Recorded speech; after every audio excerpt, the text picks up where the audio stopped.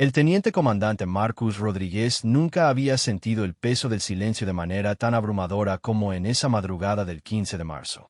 La niebla se alzaba desde el río Magdalena como fantasmas ancestrales, envolviendo la selva colombiana en un manto de misterio que parecía advertir sobre los peligros que acechaban en cada sombra.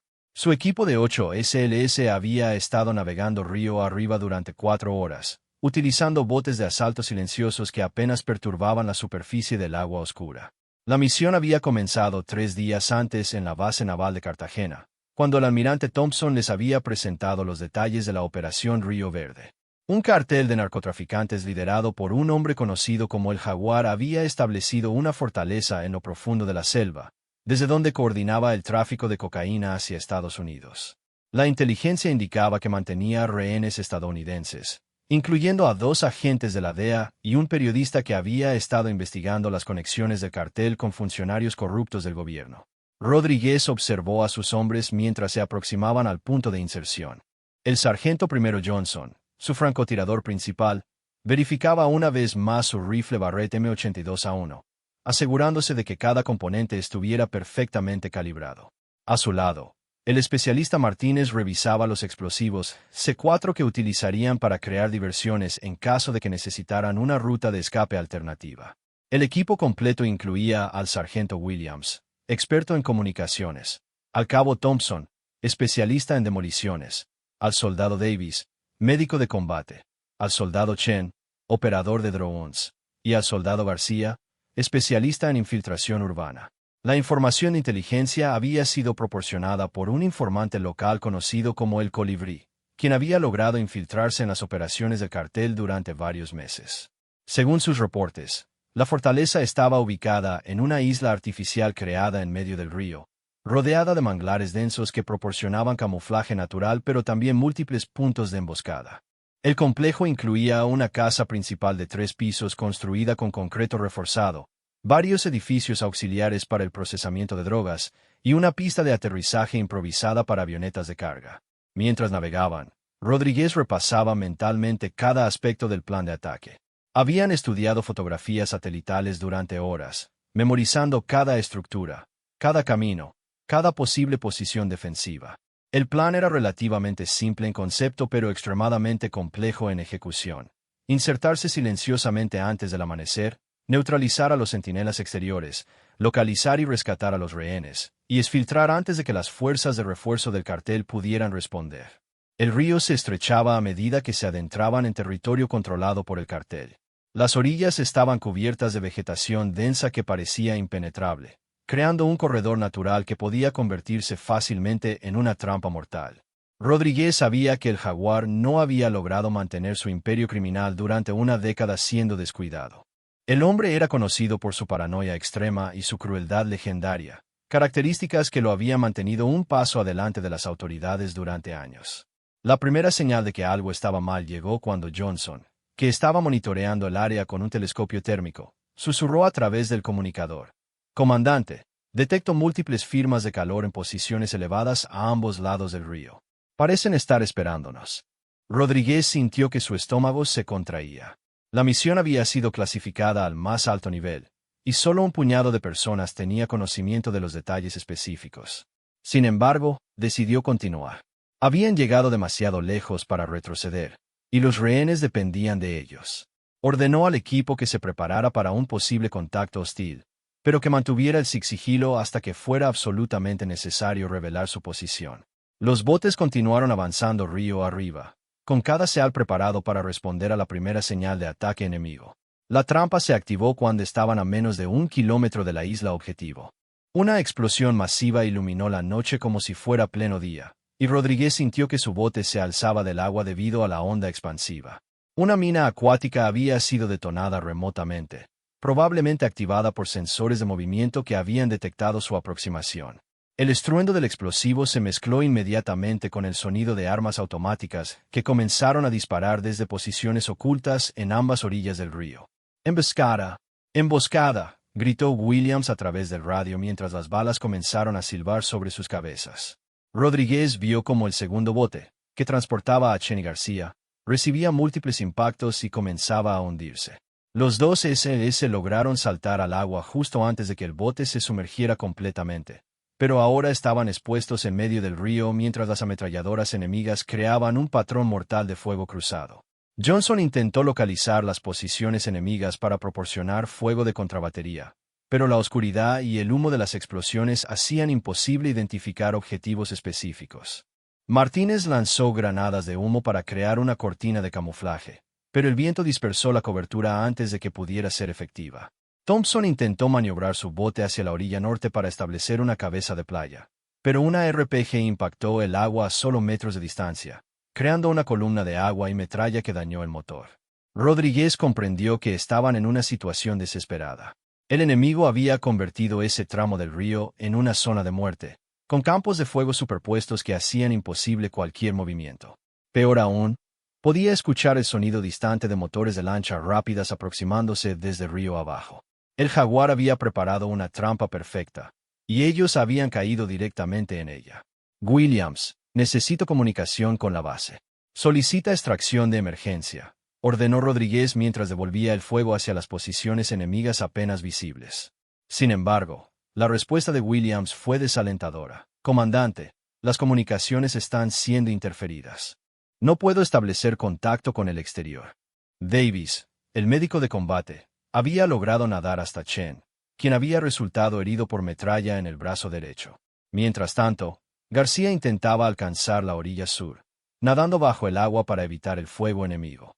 Johnson finalmente logró identificar una posición de ametralladora enemiga y la neutralizó con un disparo preciso, pero inmediatamente otras 3 posiciones abrieron fuego para compensar la pérdida. La situación se deterioró rápidamente cuando las lanchas enemigas aparecieron en el horizonte, sus reflectores iluminando el área de combate. Rodríguez contó al menos 6 embarcaciones, cada una armada con ametralladoras pesadas y transportando soldados adicionales. En ese momento, comprendió que la misión había fracasado antes de comenzar realmente, y que su prioridad ahora era mantener vivo a su equipo el tiempo suficiente para encontrar una ruta de escape. Todos los elementos. Repliegue hacia la orilla este. Vamos a intentar llegar a la selva y evadir contacto, transmitió a través del radio personal. Sin embargo, sabía que las posibilidades de supervivencia eran mínimas.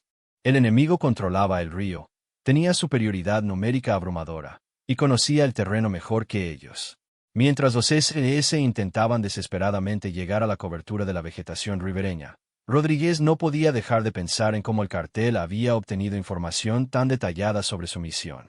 Alguien los había traicionado, y esa traición había convertido lo que debería haber sido una operación de rescate en una sentencia de muerte para su equipo. La última imagen que Rodríguez recordaría claramente de esos momentos fue la de sus hombres dispersándose en el agua oscura mientras las balas creaban pequeñas columnas de agua a su alrededor, como una lluvia mortal que parecía no tener fin. El sonido de los motores enemigos se acercaba cada vez más, y sabía que tenían solo minutos antes de que la situación se volviera completamente insostenible. En medio de la desesperación y el caos, ninguno de los SLS podría haber imaginado que su salvación vendría de la fuente más inesperada. Un adolescente local que había estado observando desde las sombras, esperando el momento perfecto para cambiar el curso de la batalla de una manera que desafiaría todas las expectativas y protocolos militares. Miguel Herrera tenía apenas 17 años, pero sus ojos reflejaban la sabiduría de alguien que había vivido demasiado en muy poco tiempo. Huérfano desde los 12 años, cuando el jaguar ordenó la ejecución de su padre por negarse a transportar drogas en su bote pesquero, Miguel había aprendido a sobrevivir en las sombras de la selva como un fantasma vengativo. Durante 5 años había estado estudiando cada movimiento del cartel, memorizando las rutas de patrullaje, identificando las debilidades en sus defensas y esperando pacientemente la oportunidad de vengar la muerte de su familia. Esa madrugada, Miguel había estado observando desde su puesto de vigilancia secreto en un árbol centenario que se alzaba a 30 metros sobre el nivel del río. Había construido una plataforma camuflada entre las ramas superiores, desde donde podía observar kilómetros del río en ambas direcciones sin ser detectado.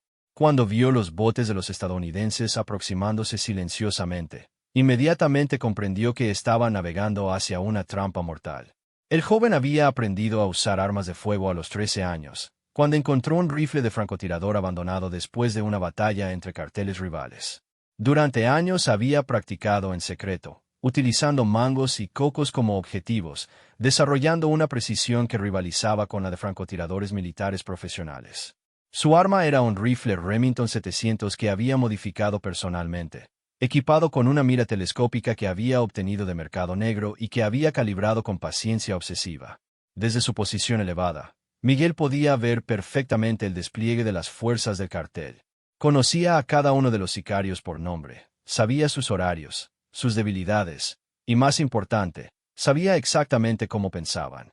Había observado cómo habían preparado la emboscada durante los últimos 2 días, instalando las minas acuáticas, posicionando las ametralladoras, y coordinando las rutas de las lanchas de refuerzo.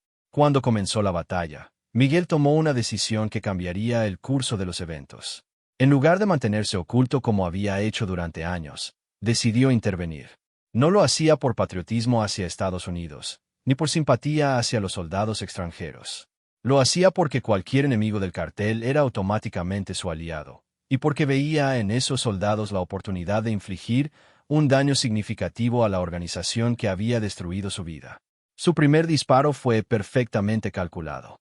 El líder de la ametralladora principal, un hombre conocido como Serpiente que había participado personalmente en la ejecución del padre de Miguel, estaba dirigiendo el fuego hacia los SLS cuando una bala de .308 Winchester lo alcanzó directamente en la cabeza. El sicario se desplomó instantáneamente, y su muerte causó confusión inmediata en las líneas enemigas, ya que nadie podía determinar de dónde había venido el disparo. Miguel se movió rápidamente a una segunda posición que había preparado previamente, utilizando un sistema de cuerdas y poleas que le permitía desplazarse entre árboles sin tocar el suelo. Su segundo objetivo fue el operador de radio principal del cartel, cuya eliminación interrumpiría las comunicaciones entre las diferentes posiciones enemigas. El disparo fue igualmente preciso, y el hombre cayó sobre su equipo de radio, destruyendo los circuitos con su propio peso. Desde su bote semi-hundido, Rodríguez había notado que el patrón de fuego enemigo había cambiado súbitamente. Las posiciones que habían estado coordinando perfectamente su ataque ahora parecían estar operando independientemente, y había observado la caída de al menos 2 operadores clave. Sin embargo, no podía determinar la fuente de estos cambios, ya que no había visto destellos de armas de fuego que indicaran la presencia de otro francotirador. Miguel continuó su trabajo metódico, eliminando objetivos prioritarios con una frialdad que habría impresionado a veteranos de guerra. Su tercer disparo neutralizó al comandante local del cartel, un hombre que coordinaba el movimiento de las lanchas de refuerzo. El cuarto disparo destruyó el motor de la lancha líder, causando que se detuviera en medio del río y bloqueara temporalmente el avance de las otras embarcaciones. Johnson, el francotirador de los SS, finalmente logró detectar la posición aproximada de Miguel cuando vio el destello mínimo de su quinto disparo. A través de su mira telescópica, pudo distinguir una figura pequeña moviéndose entre los árboles con una agilidad que parecía sobrenatural. «Comandante», susurró a través del radio, «tenemos un francotirador amigoso en la selva. Está neutralizando posiciones enemigas con precisión extraordinaria». Miguel había observado cómo los soldados estadounidenses intentaban alcanzar la orilla, pero sabía que el terreno hacia el que se dirigían estaba minado. Había visto a los sicarios del cartel instalar explosivos improvisados durante la preparación de la emboscada. Tomando un riesgo enorme, decidió revelar su posición temporalmente para advertir a los SLS sobre el peligro. Utilizando un espejo pequeño que llevaba en su equipo, Miguel dirigió destellos de luz hacia la posición de Rodríguez, creando un patrón que había aprendido de un veterano de la guerrilla que le había enseñado códigos básicos de comunicación militar. El mensaje era simple pero vital: peligro adelante, cambiar dirección. Rodríguez, quien había recibido entrenamiento en comunicaciones de campo, reconoció inmediatamente que alguien estaba intentando enviarle un mensaje codificado. Aunque no podía descifrarlo completamente, la insistencia de los destellos le indicó que debía prestar atención. Cuando vio que los destellos se dirigían hacia una sección específica de la orilla que había planeado utilizar como punto de desembarco, decidió confiar en la advertencia misteriosa y dirigió a sus hombres hacia una zona alternativa. La decisión de Rodríguez salvó la vida de todo su equipo. Minutos después, una de las lanchas enemigas disparó una ráfaga de ametralladora hacia el área que habían abandonado, detonando 3 minas terrestres que habrían causado bajas masivas entre los SLS. La explosión iluminó la selva y confirmó que su benefactor anónimo había estado proporcionando información crucial.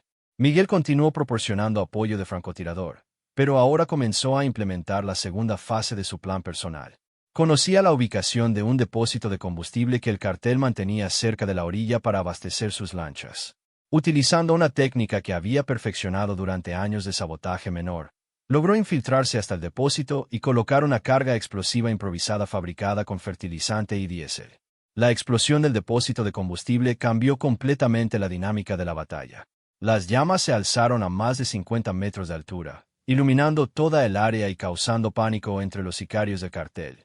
Más importante aún, la explosión destruyó 3 de las lanchas de refuerzo que estaban siendo abastecidas en ese momento, reduciendo significativamente la superioridad numérica del enemigo. En medio del caos causado por la explosión, Miguel se acercó lo suficiente al perímetro de combate para hacer contacto visual directo con Johnson, el francotirador de los SLS.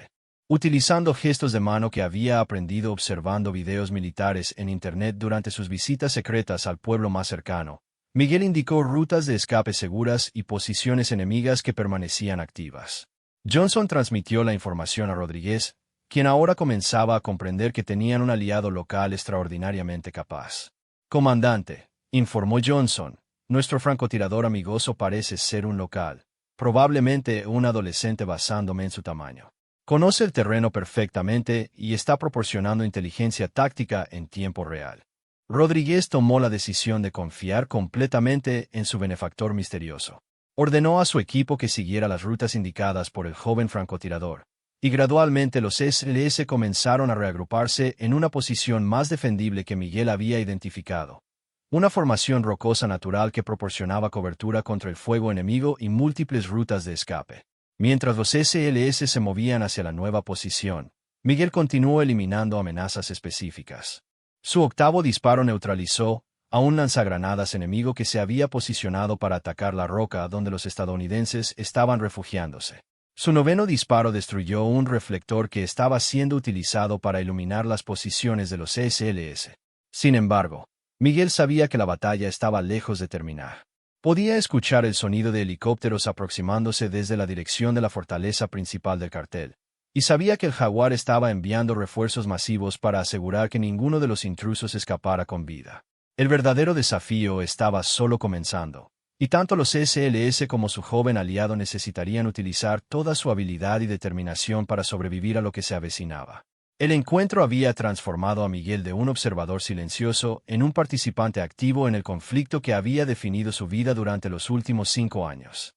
Por primera vez desde la muerte de su padre, sentía que tenía la oportunidad real de hacer que el Jaguar pagara por sus crímenes, y estaba dispuesto a arriesgar todo para asegurar que esa oportunidad no se desperdiciara. El sonido de los helicópteros se intensificaba con cada minuto que pasaba, y Rodríguez sabía que tenían muy poco tiempo antes de enfrentar una fuerza enemiga que superaría cualquier cosa que hubieran enfrentado hasta ese momento.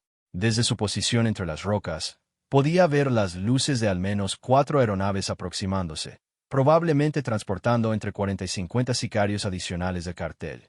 La situación había pasado de desesperada a aparentemente imposible. Miguel, sin embargo, tenía un plan que ninguno de los SLS podría haber anticipado. Durante años de observación y sabotaje menor, había estado preparando una operación que había denominado secretamente la Venganza del Río. Había identificado los puntos más vulnerables de toda la infraestructura del cartel en la región, y había estado colocando gradualmente cargas explosivas en ubicaciones estratégicas, esperando el momento perfecto para ejecutar un ataque coordinado que paralizaría las operaciones del Jaguar. Utilizando un teléfono satelital que había obtenido de Mercado Negro, Miguel se comunicó directamente con Rodríguez en un inglés básico pero comprensible que había aprendido de turistas y misioneros. «Soldado americano, soy Miguel. Tengo plan para destruir todo cartel. Necesito 15 minutos y que ustedes mantengan posición». Rodríguez sintió una mezcla de sorpresa y esperanza al escuchar la voz joven pero determinada a través del radio. «Miguel, aquí Teniente Comandante Rodríguez. Necesitamos saber cuál es tu plan antes de comprometernos. Tenemos heridos y munición limitada». «Mi padre murió por el Jaguar hace 5 años», respondió Miguel, su voz cargada de una determinación que trascendía su edad. «He estado preparando esto durante todo ese tiempo. Conozco ubicación de depósitos de armas, generadores eléctricos y puente que usan para escapar. Si destruyo todo simultáneamente, cartel quedará paralizado y ustedes pueden escapar». «Johnson», quien había estado monitoreando las comunicaciones, se acercó a Rodríguez. «Comandante, este chico ha demostrado capacidad extraordinaria. Sus disparos han sido más precisos que los de francotiradores que he visto en Afganistán. Si dice que tiene un plan, sugiero que confiemos en él». Rodríguez evaluó rápidamente sus opciones. Los helicópteros estarían sobre ellos en menos de 5 minutos, y su equipo no tenía armamento antiaéreo suficiente para defenderse contra un ataque coordinado. Chen había perdido mucha sangre debido a su herida en el brazo, y García había sufrido una lesión en la pierna que limitaba su movilidad. Davis había logrado estabilizar a ambos hombres, pero necesitaban evacuación médica urgente. «Miguel, tienes luz verde para tu operación», respondió Rodríguez. «Pero necesitamos una ruta de escape clara. ¿Puedes proporcionarnos esa información?» «Sí, comandante. Después de explosiones, río arriba está limpio por 30 minutos. Hay cueva oculta a 2 kilómetros donde pueden esconderse hasta que llegue ayuda. Enviaré coordenadas a su GPS». Miguel comenzó inmediatamente la ejecución de su plan. Su primera carga explosiva destruyó la estación de comunicaciones principal del cartel, cortando todas las comunicaciones entre la fortaleza y las unidades en el campo. La explosión fue tan poderosa que causó una lluvia de chispas que se podía ver desde kilómetros de distancia, y el corte de comunicaciones causó confusión inmediata entre los sicarios que estaban rodeando a los SLS. Su segunda carga destruyó el depósito principal de armas del cartel, una explosión masiva que no solo eliminó una cantidad sustancial de armamento pesado, sino que también envió metralla en todas direcciones, neutralizando a varios sicarios que estaban posicionados en el perímetro del complejo. La onda expansiva fue tan intensa que se sintió hasta en la posición de los SLS, y Rodríguez comprendió que su joven aliado tenía acceso a explosivos militares de grado profesional. La tercera explosión destruyó los generadores eléctricos que alimentaban todo el complejo del cartel. Súbitamente, la fortaleza se sumergió en oscuridad total, y los reflectores que habían estado iluminando las posiciones de los SLS se apagaron instantáneamente. Los helicópteros que se aproximaban perdieron sus referencias visuales y se vieron obligados a reducir la velocidad y altitud, volviéndose vulnerables al fuego terrestre. Johnson aprovechó inmediatamente la ventaja táctica proporcionada por Miguel. Con los helicópteros volando más bajo y más despacio, logró dirigir fuego preciso hacia el helicóptero líder, dañando su rotor de cola y forzándolo a realizar un aterrizaje de emergencia en la selva. La aeronave se estrelló entre los árboles, eliminando efectivamente a una tercera parte de los refuerzos enemigos. La cuarta y más espectacular de las explosiones de Miguel destruyó el puente que conectaba la isla Fortaleza con tierra firme. Este puente no solo era la principal ruta de escape para el Jaguar y sus lugartenientes, sino que también era utilizado para el transporte de drogas y armas. Su destrucción aisló completamente la fortaleza, atrapando al Jaguar y convirtiendo su refugio en una prisión. Con el complejo del cartel sumergido en caos total, Miguel ejecutó la fase final de su plan personal. Utilizando un bote pequeño que había mantenido oculto durante años, navegó directamente hacia la fortaleza aislada. Sabía que el Jaguar estaría intentando escapar utilizando una lancha rápida que mantenía oculta en un muelle secreto del lado opuesto de la isla. Rodríguez observó con asombro mientras la figura pequeña de Miguel se dirigía directamente hacia el corazón del territorio enemigo. «Ese chico va directo hacia la fortaleza», informó a su equipo. «O es completamente suicida, o tiene un plan que nosotros no comprendemos». Miguel conocía la fortaleza mejor que muchos de los sicarios que trabajaban allí. Durante años había observado cada patrulla, cada cambio de guardia, cada rutina. Sabía que había un túnel de mantenimiento que conectaba el muelle secreto con el sótano de la casa principal, y que ese túnel era utilizado raramente porque la mayoría de los sicarios no conocían su existencia.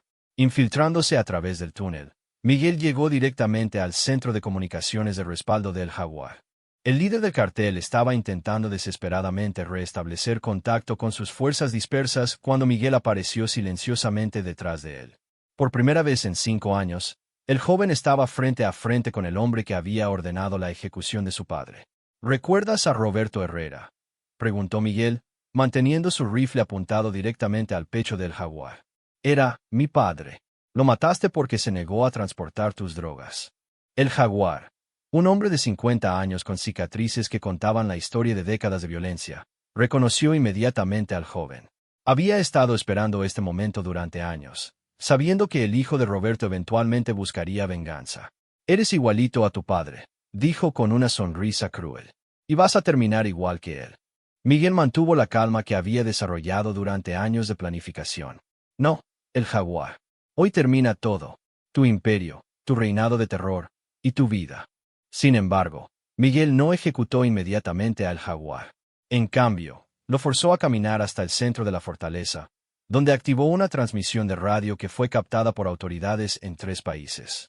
Durante 15 minutos, Miguel obligó a El Jaguar a confesar sus crímenes, proporcionando detalles sobre operaciones de tráfico de drogas, asesinatos, sobornos a funcionarios gubernamentales, y la ubicación de fosas comunes donde habían sido enterradas víctimas inocentes.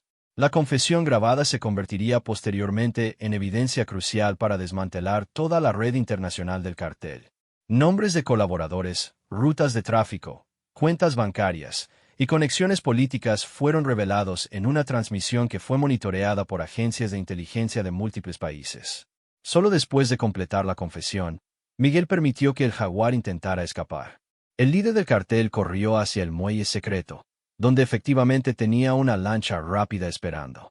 Sin embargo, Miguel había saboteado el motor horas antes, y cuando el jaguar intentó arrancar la embarcación, esta explotó en una bola de fuego que iluminó toda la isla. Los SLS observaron la explosión desde su posición a varios kilómetros de distancia. Rodríguez comprendió inmediatamente que su misión había cambiado completamente de carácter. Ya no se trataba de un rescate fallido, sino del final de una de las organizaciones criminales más poderosas de Sudamérica. Miguel regresó a reunirse con los SS utilizando la ruta de escape que había prometido. Cuando finalmente se encontraron cara a cara, Rodríguez vio a un joven que había envejecido años en una sola noche. El adolescente había logrado lo que fuerzas militares y agencias de inteligencia internacionales habían estado intentando durante una década. ¿Qué pasó con los rehenes?, preguntó Rodríguez. Están vivos, respondió Miguel. Los liberé antes de destruir el puente. Están en la cueva que les mencioné, esperando evacuación médica. El periodista está herido, pero los agentes de la DEA están bien. La evacuación llegó al amanecer, cuando helicópteros de la Armada colombiana, coordinando con fuerzas estadounidenses, rescataron a los SLS, los rehenes liberados, y a Miguel. Durante el vuelo hacia la base naval, Rodríguez observó al joven que había salvado su misión y probablemente sus vidas. ¿Qué vas a hacer ahora, Miguel?, preguntó el comandante. Miguel miró hacia el río que se extendía debajo de ellos, ahora libre de la sombra del jaguar después de años de terror. Voy a terminar la escuela, respondió simplemente. Mi padre siempre quiso que estudiara ingeniería. 6 meses después, Miguel Herrera se convirtió en el primer beneficiario de una beca completa establecida por el Departamento de Defensa de Estados Unidos para estudiantes latinoamericanos excepcionales. Su confesión grabada del jaguar había resultado en el arresto de más de 200 colaboradores del cartel en 7 países, y la información proporcionada había llevado al rescate de docenas de víctimas de tráfico humano. Rodríguez visitó a Miguel durante su ceremonia de graduación de la escuela secundaria, un evento que se celebró en la misma comunidad donde el cartel había sembrado terror durante una década. El río Magdalena fluía pacíficamente, transportando ahora botes pesqueros y embarcaciones comerciales en lugar de cargamentos de drogas. ¿Alguna vez te arrepientes de lo que pasó esa noche?, preguntó Rodríguez durante la visita. Miguel reflexionó durante un momento antes de responder. Mi padre me enseñó que a veces los ríos cambian su curso cuando encuentran obstáculos demasiado grandes. Esa noche, nosotros cambiamos el curso del río. La historia de la Operación Río Verde se convertiría en leyenda tanto en los círculos militares estadounidenses como en las comunidades locales de Colombia. Sin embargo, para Miguel Herrera, ingeniero en ciernes y sobreviviente, la verdadera victoria no había sido la destrucción del cartel, sino la oportunidad de construir un futuro que su padre habría estado orgulloso de ver.